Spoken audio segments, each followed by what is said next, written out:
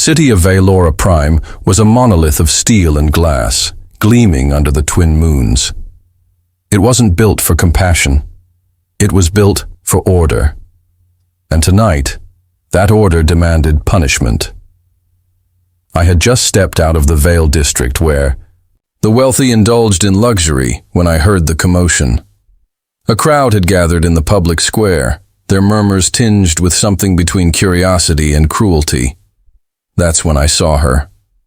A girl, no older than 17, was shackled to a metallic post, her violet skin smeared with dirt, her silver hair matted.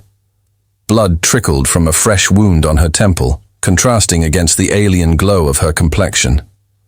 Her wide, terrified eyes scanned the crowd, but no one stepped forward. "By decree of the High Order, theft is punishable by dismemberment," a cold voice announced. I turned my gaze toward the enforcer, Marshal Kyren, a man whose face was as rigid as the armor plating on his chest. He held a sleek, plasma-forged execution blade, its edge humming with a deadly charge. The crime? Stealing water.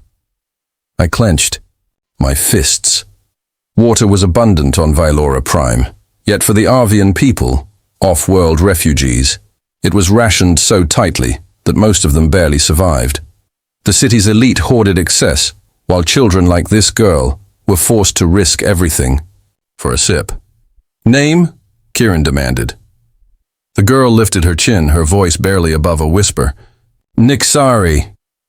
The crowd murmured again. Arvians weren't supposed to have names here, only numbers.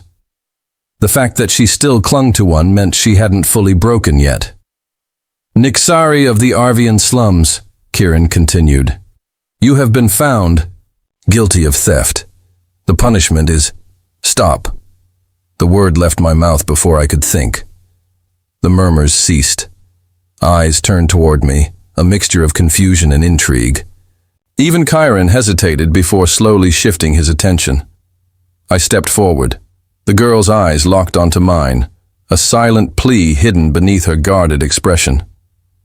"Who are you to interfere?" Kyren asked, his grip tightening around the blade. I inhaled sharply. My status granted me certain privileges I had never used for anything beyond my own benefit. But tonight felt different. "Callum Raithe." A few whispers rippled through the crowd. Kyren studied me for a moment, recognizing the name. "You're an outer colonies trader," he said, his voice laced with mild contempt. "Not a citizen of Valora Prime. You have no authority here." "I have influence," I countered. "Enough to purchase her debt." Kyren's lips pressed into a thin line. "This isn't about debt. This is about justice." I let out a dry chuckle. "Justice? She stole water because you refused to. Let her kind drink." "What kind of justice is this?" The enforcer's jaw tensed. I could see the calculations behind his eyes. If he killed her now, he risked drawing the ire of the trade guilds. If he let her go, he appeared weak. The silence stretched. Then, finally, he sheathed his blade. "Pay her weight in solar creds and she's yours," he said coldly. I nodded once. The deal was done. The chains around Nyxari's wrists clicked. Open, and she collapsed forward. I caught her before she hit the ground.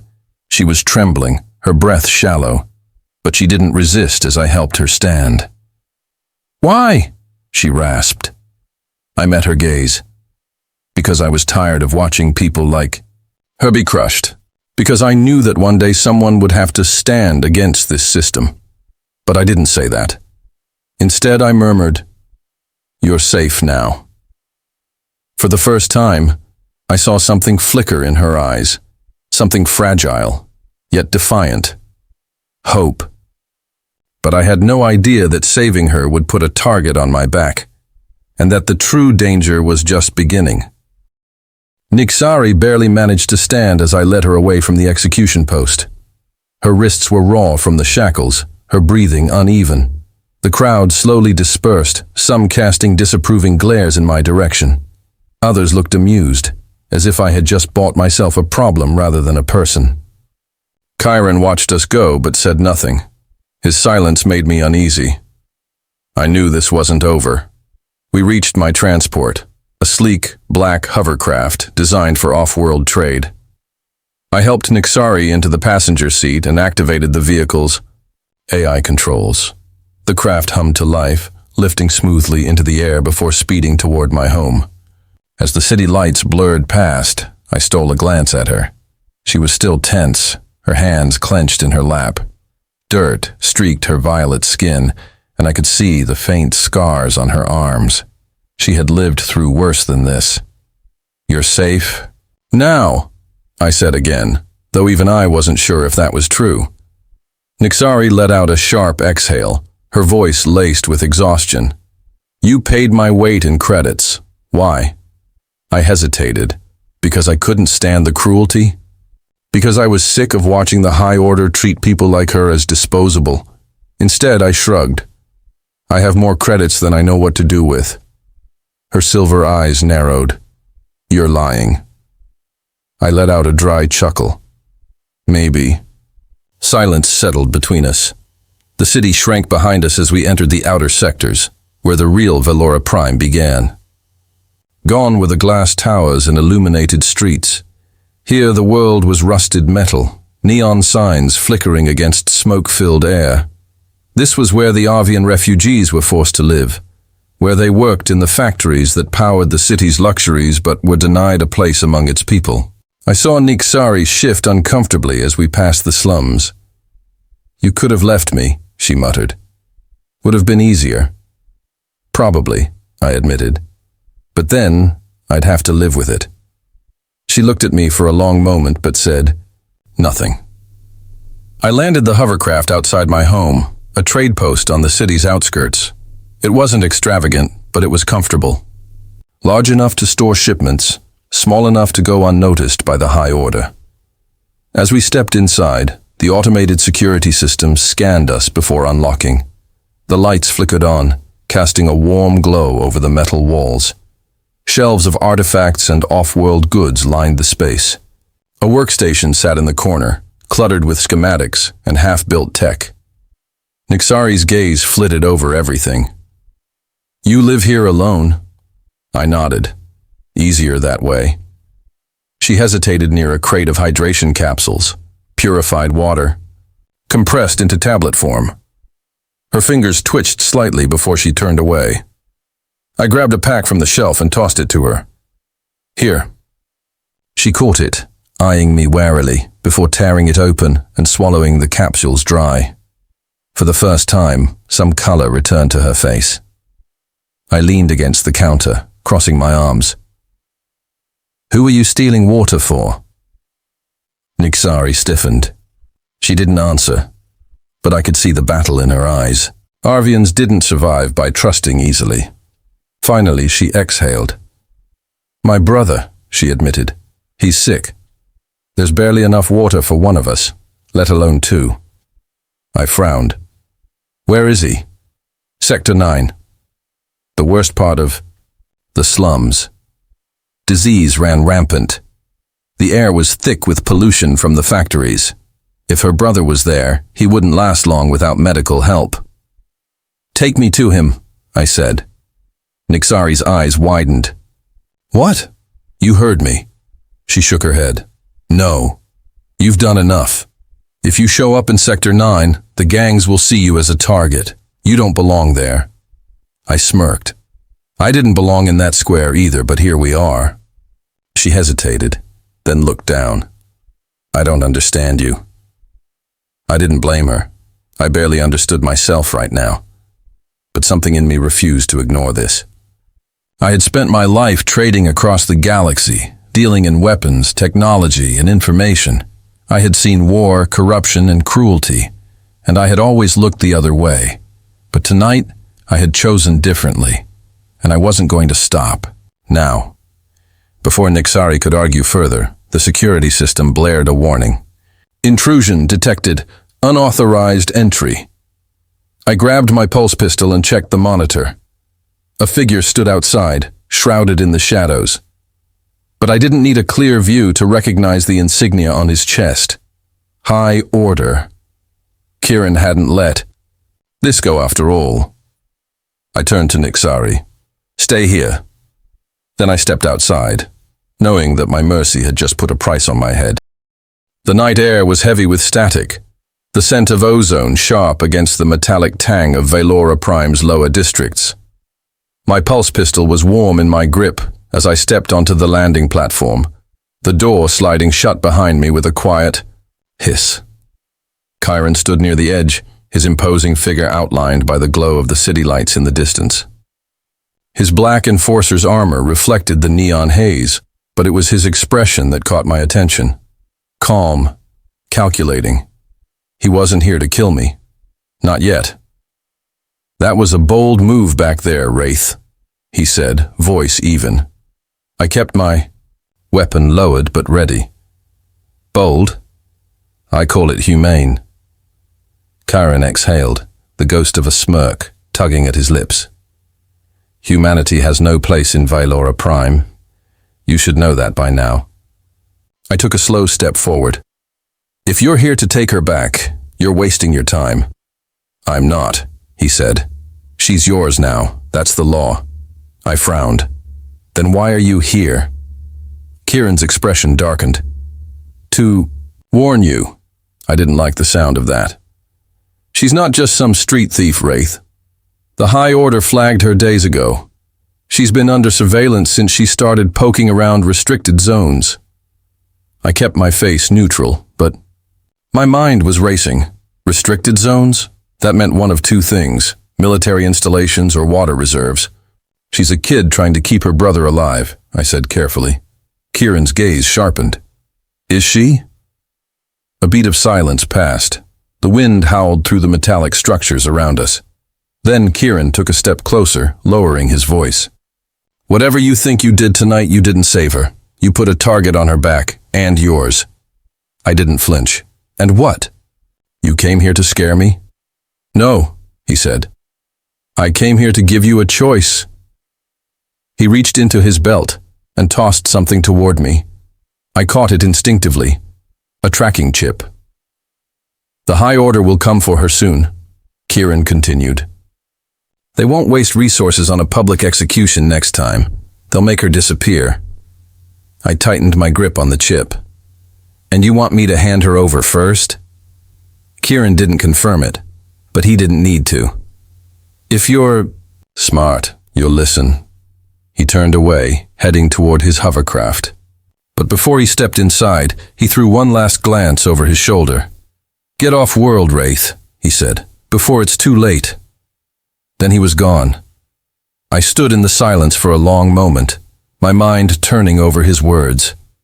Kyren wasn't a good man, but he wasn't a mindless enforcer either. If he had come here, it meant he believed the situation was worse than I realized.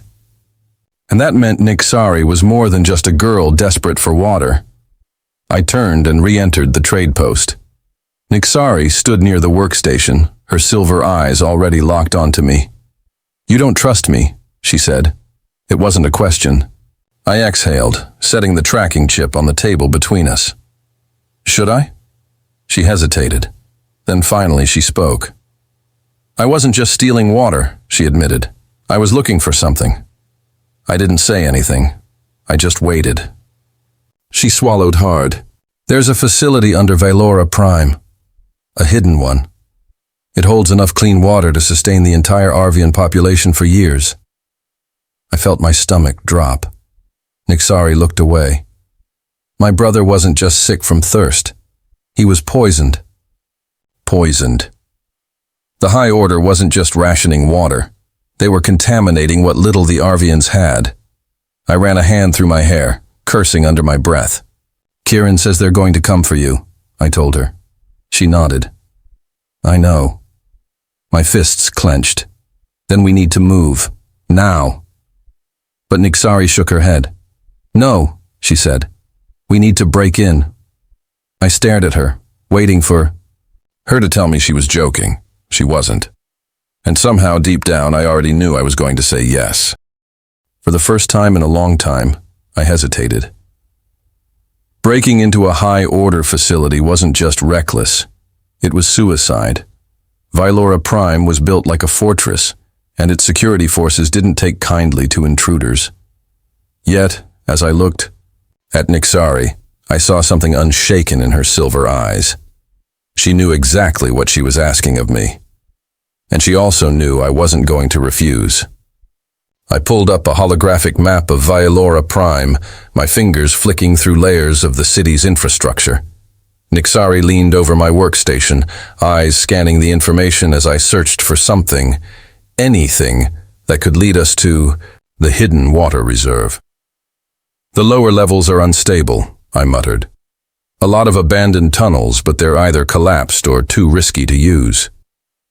"Not all of them," Nyxari said. She reached forward, tapping a section of the map. A faint energy signature pulsed beneath the surface. It was weak, barely noticeable under the interference of the city's power grid. "What is that?" I asked. "An access conduit," she said.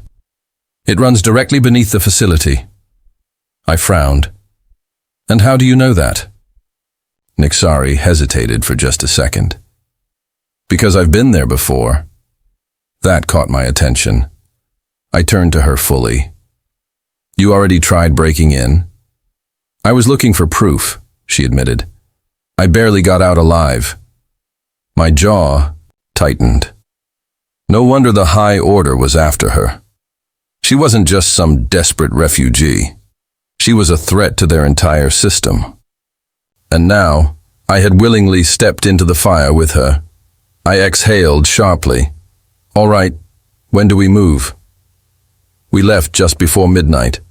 The city had its own rhythm at night, quieter, but not peaceful. The lower districts were alive with flickering neon signs, the hum of underground markets, and the ever-present watchful drones that floated above the streets. Nyxari led the way, moving through the alleyways with practiced ease. She wasn't just a survivor, she was a fighter. We reached an old maintenance hatch at the edge of Sector 9. It was rusted shut, its locking mechanism long dead, but a few sharp tugs broke it loose. The moment the hatch opened, a wave of stale, damp air rushed out. "This leads into the tunnels?" I asked, peering into the darkness. Nyxari nodded. "It's a long way down." Without hesitation, she dropped in. I muttered a curse before following. The tunnels were cold and silent, their walls slick with condensation. The air was thick with the scent of rust and damp stone. We moved carefully, our footsteps muffled by the distant hum of machinery above us. Every few minutes, Nyxari checked her scanner, tracking the energy signature from the conduit. "How much farther?" I whispered. She glanced at the scanner. "Another half-kilometer." I sighed. Good, because this place... A sharp clank echoed through the tunnel. I froze. So did Nyxari. Something moved in the darkness ahead of us. Then I saw them. Patrol drones.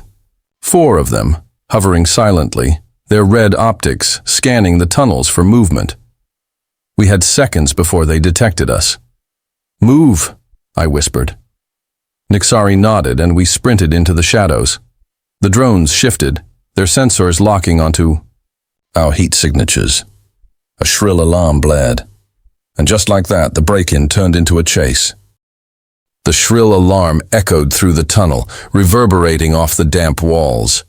The drones pivoted toward us, their red optics flashing as their propulsion systems whirred to life. Then came the sound I'd been dreading, plasma rifles charging. "Up! Run!" I shouted. Nyxari was already moving, sprinting ahead as I followed.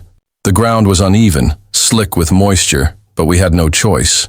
If we stopped, we'd be dead in seconds.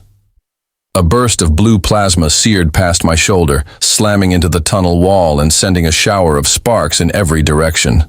The heat singed my jacket, but I didn't slow down. Nyxari reached a junction first, sliding around the corner just as another shot rang out. I followed, my heart hammering. "They're gaining!" she hissed. I stole a quick glance behind us. She wasn't. Wrong. The drones were built for confined spaces, their sleek frames maneuvering through the tunnels with ease. We wouldn't outrun them, which meant we had to outthink them. I scanned the tunnel ahead. Pipes, wiring, old infrastructure. Then I saw it, an unstable ceiling panel, barely hanging on. "Nyxari," I called. "Left side, up ahead. See that panel?" She nodded without breaking stride. "You got a plan?" "Something like that," I said, reaching for the pulse grenade. Strapped to my belt. She skidded to a stop near the panel, pressing herself against the wall. I did the same, flipping the grenade's activation switch. The device hummed softly as it primed itself. The drones rounded the corner. I tossed the grenade high. It latched onto the ceiling panel. For a split second, nothing happened. Then boom! The explosion was small but precise, just enough to bring the entire section crashing down. Dust and debris filled the tunnel as the drones were buried beneath metal and stone. Their alarms flickered, muffled by the rubble. For the first time in the last 10 minutes, I let out a breath. Nyxari coughed, waving dust from her face. "I'll admit," she said, "that was a good plan." I smirked. "You sound surprised." She rolled her eyes but didn't argue. We didn't have time to waste. The High Order would know something was wrong. "Come on," I said, motioning. "Forward. We need to move." We pushed forward, deeper into the lower tunnels. As we walked, Nyxari's scanner pulsed faster. The energy signature was close, and then, after another 100 meters, we found it. A sealed bulkhead, massive and reinforced. Faint lights blinked along its surface, the symbols etched into the metal unmistakable, High Order insignia. Nyxari stepped forward, brushing her fingers over the interface. "This is it," she whispered. "The facility." I exhaled. We had made it, but now came the hard part. Breaking in. The bulkhead towered over us, its reinforced metal surface humming faintly with energy. This wasn't just a door. It was a fortress wall. The High Order insignia glowed faintly under the dim tunnel lights, a stark reminder of who we were up against. Nyxari knelt by the access panel, her fingers skimming across the interface. Her expression was unreadable, but I could see the tension in her posture. "This security is next level," she muttered. "Military-grade encryption." "Can you crack it?" I asked. She glanced up at me. "I can try." I didn't like the uncertainty in her voice, but I didn't press her. Instead, I kept watch, gripping my pulse pistol tightly. The drones we had buried wouldn't be down forever, and the High Order would eventually realize something was wrong. Nyxari pulled a small device from her belt, a multi-purpose hacking module. She pressed it against the panel, and the screen flickered as the device went to work. A progress bar appeared. 12%, 18%, 25%. The seconds crawled by. "This is taking too long," I muttered. Nyxari didn't look up. "Unless you have a better idea, let me work." I clenched my jaw but nodded. Then, footsteps. Distant, but getting closer. Not drones. Human patrols. I gripped my pistol tighter. "Nyxari." "I know," she whispered, her fingers flying over the controls. 42%. 59%. The footsteps grew louder. I peeked around the tunnel bend and saw them. 4 enforcers in High Order armor. They weren't searching. They knew we were here. I sucked in a breath and turned back. "Hurry." Nyxari's hands trembled slightly. "I'm going as fast as I can." 74%. 89%. The enforcers were almost at the junction. I raised my pistol, preparing for a fight. Then, a sharp beep. 100%. Nyxari's eyes widened. "We're in!" The bulkhead rumbled as hidden mechanisms engaged. A soft hiss filled the air as the massive door split apart, revealing a narrow corridor lined with glowing blue lights. I didn't hesitate. "Move!" I hissed, grabbing Nyxari's arm and pulling her inside. The moment we stepped through, I slammed my fist against the override panel. The bulkhead sealed shut behind us just as the enforcers rounded the corner. I heard their muffled shouts. Then, silence. Nyxari exhaled, pressing a hand to her chest. That was too close. I turned to look at our surroundings. The corridor ahead stretched into darkness, the blue lighting casting eerie shadows on the walls. A cold, mechanical hum filled the air. And then we saw it. A storage chamber at the end of the corridor. Rows upon rows of water canisters, stacked neatly in reinforced containment units. The High Order insignia was plastered across each one, proof that they had been hoarding clean water while the Arvians suffered. Nyxari took a shaky breath. We found it. I nodded, but we weren't alone. A figure stepped from the shadows, at the far end of the chamber. Tall, armor-clad, a plasma rifle in hand. I recognized him instantly. Kyren, and he wasn't smiling. Kyren stood between us and the stolen water reserves, his plasma rifle gleaming under the cold blue lights. His expression was unreadable, but his stance told me everything. He wasn't here to negotiate. Nyxari tensed beside me, her silver eyes locked onto him. I could feel her pulse racing. I lifted my pistol, aiming straight at Kyren's chest. Step aside. Kyren didn't flinch. Instead, he sighed, shaking his head slightly.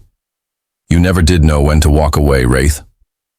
I could say the same about you, I shot back. His grip tightened on his rifle. This is bigger than you think. I glanced at the water reserves behind him. Hundreds, maybe thousands of canisters, enough to sustain an entire Arvian colony for years. You mean bigger than letting people die? I said, my voice laced with anger. Kyren exhaled sharply. You think this is just about water? His voice lowered, filled with something I couldn't quite place. There's more at stake here than you understand. Nyxari stepped forward. Then help us understand.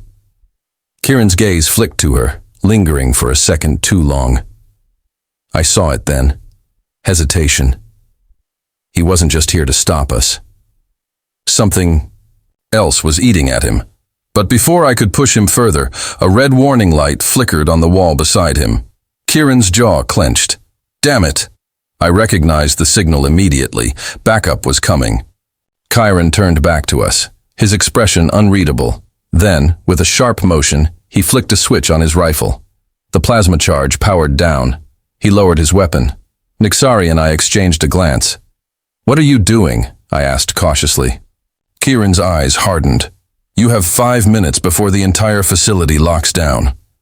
He tossed a security keycard toward me. I caught it on instinct. That'll get you access to the transport bay, he said. If you're fast, you might just make it out alive. I stared at him, searching his face for deception. Why are you helping us? Kyren's jaw tightened. For the first time, he looked conflicted. Then, quietly, he said, because I know what the High Order is planning. Nyxari's breath hitched. What do you mean? Kyren hesitated, glancing at the security panel. Time was running out. They aren't just hoarding water, he said. They're using it. I frowned. Using it for what? Kyren's next words sent a cold chill down my spine. They're modifying it, engineering something inside it. He exhaled. The Arvians aren't just dying from thirst. They're being controlled. A heavy silence fell over the chamber. Nyxari took a step back, her entire body rigid. No. That's not possible. Kyren's gaze darkened. It is. The alarms began blaring through the facility. Kyren turned toward the control panel and pressed a few keys. A hidden passageway opened up behind the water canisters. This leads to the transport bay, he said. If you're getting out, now's your chance. I studied him for a long moment. Kyren never betrayed the High Order. Not once. And yet, here he was, betraying them now. Finally, I nodded. Nyxari hesitated, but followed. As we moved toward the passageway, I cast one last glance at Kyren. "You're coming with us, aren't you?" His expression didn't change. Not this time. Then, before I could say another word, he stepped toward the main door and locked it from the inside.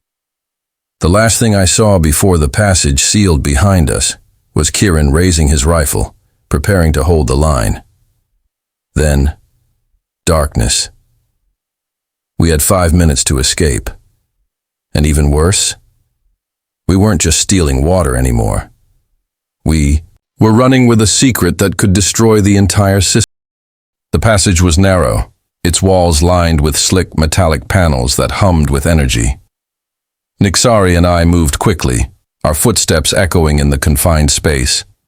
The sound of the alarm still rang in my ears, but we didn't have time to focus on them. The transport bay was just ahead.